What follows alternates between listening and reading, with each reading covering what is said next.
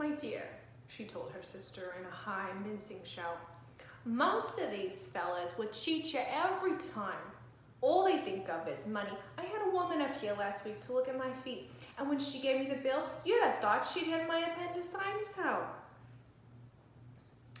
What was the name of the woman? Asked Mrs. McKee. Mrs. Eberhard. She goes around looking at people's feet in their own house. I like your dress, remarked Mrs. McKee. I think it's adorable. Mrs. Wilson rejected the compliment by raising her eyebrow in disdain. It's such a crazy old thing, she said. I just slip it on sometimes when I don't care what I look like. Oh, but it looks wonderful on you, if you know what I mean, pursued Mrs. McKee. If Chester could only get you in that pose, I think he could make something of it.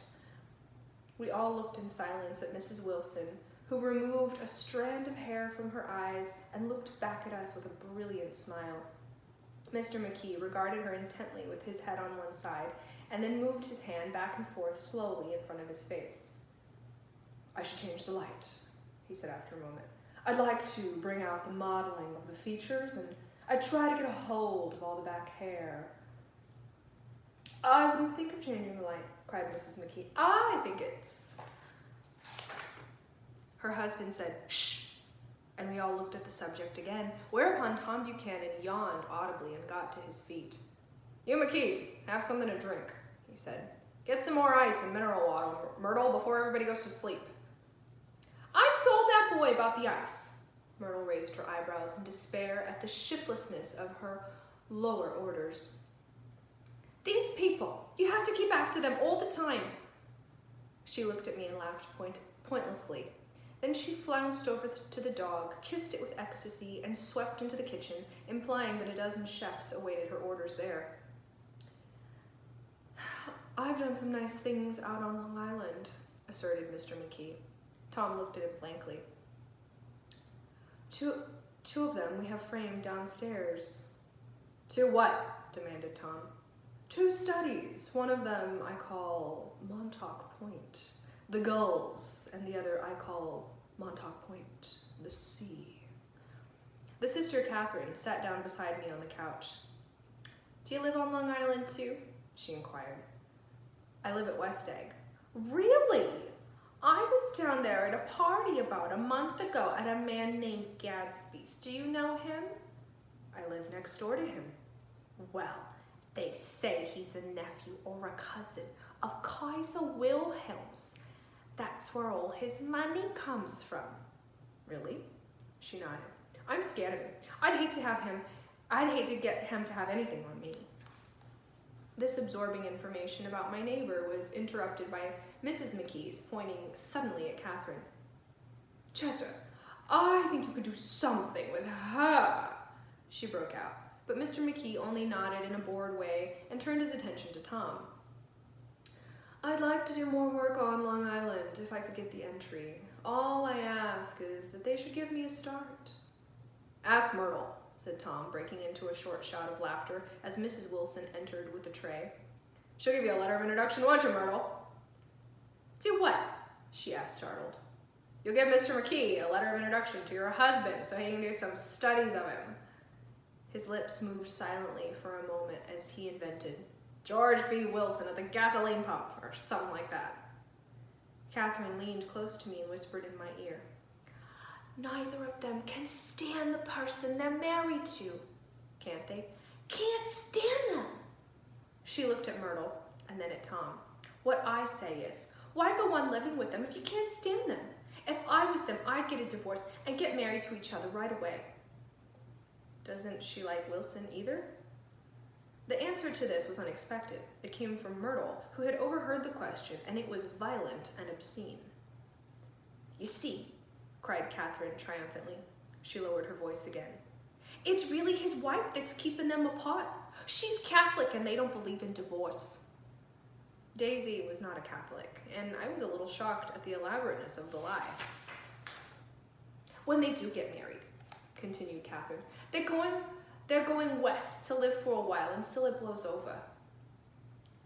It'd be more discreet to go to Europe. Oh, do you like Europe? she exclaimed surprisingly. I just got back from Monte Carlo. Really? Just last year. I went over there with another girl. Stay long? No, we just went to Monte Carlo and back. We went by way of Marseille. We had over $1,200 when we started, but we got gypped out of it all in 2 days in the private rooms. We had an awful time getting back, I can tell you. God, how I hated that town. The late afternoon sky bloomed in the window for a moment, like the blue honey of the Mediterranean. Then the shrill voice of Mrs. McKee called me back into the room. I almost made that mistake too, she declared vigorously. I almost married a little kike who'd been after me for years. I knew he was below me. Everybody kept saying to me, Lucille, that man's way below you. But if I hadn't met Chester, he'd have got me, sure. Yes, but listen, said Myrtle Wilson, nodding her head up and down. At least you didn't marry him. I know I didn't. Well, I married him, said Myrtle ambiguously. And that's the difference between your case and mine. Why did you, Myrtle? Demanded Catherine. Nobody forced you to. Myrtle considered. I married him because I thought he was a gentleman, she said finally. I thought he knew something about breeding, but he wasn't fit to lick my shoe. You were crazy about him for a while, said Catherine. Crazy about him? Cried Myrtle incredulously. Who said I was crazy about him? I never was more crazy about him than I was about that man there.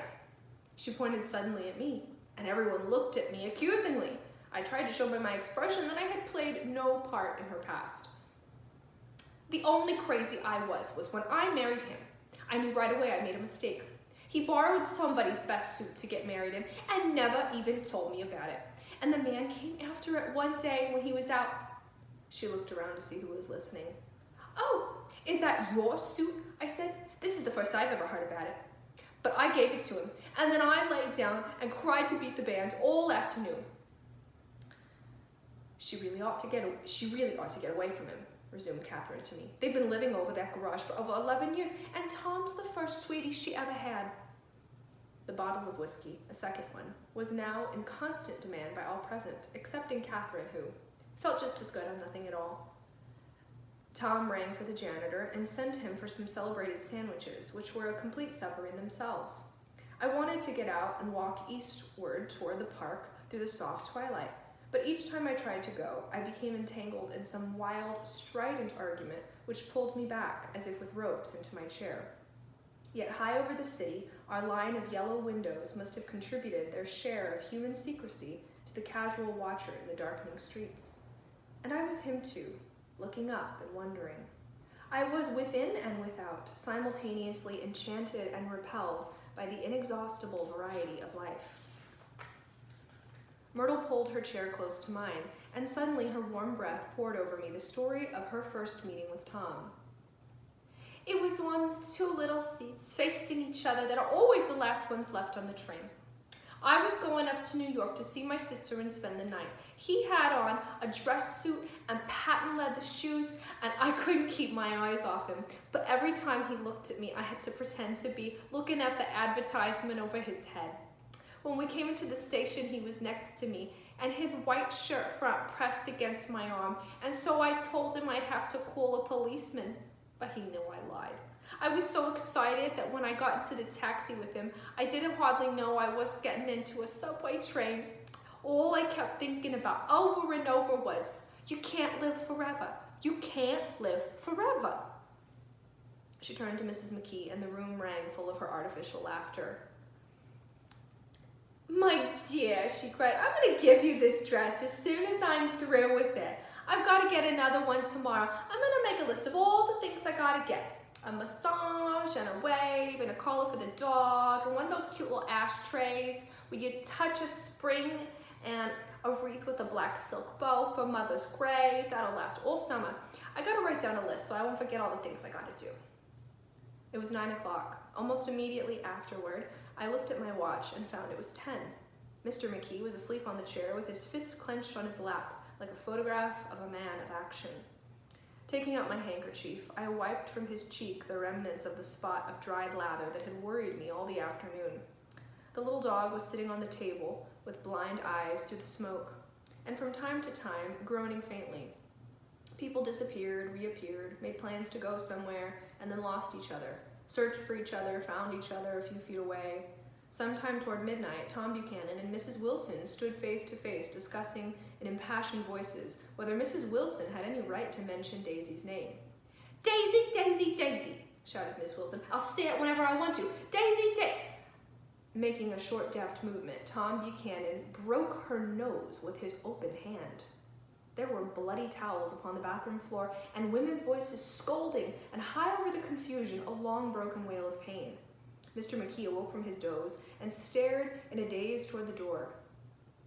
When he had gone halfway, he turned around and stared at the scene, his wife and Catherine scolding and consoling as they stumbled here and there among the crowded furniture with articles of aid, and the despairing figure on the couch, bleeding fluently, and trying to spread a copy of Town Tattle over the tapestry scenes of Versailles. Then Mr. McKee turned and continued on out the door. Taking my hat from the chandelier, I followed. "Come to lunch someday," he suggested as we groaned down in the elevator. "Where?" "Anywhere." "Keep your hands off the lever," snapped the elevator boy. "I beg your pardon," said Mr. McKee with dignity. "I didn't know I was touching it." "All right," I agreed. "I'll be glad to." I was standing beside his bed, and he was sitting up between the sheets, clad in his underwear with a great portfolio in his hands. Beauty and the Beast, Loneliness, Old Grocery Horse, Brooklyn Bridge. Then I was lying half asleep in the cold lower level of the Pennsylvania station, staring at the Morning Tribune and waiting for the 4 o'clock train. End of chapter 2.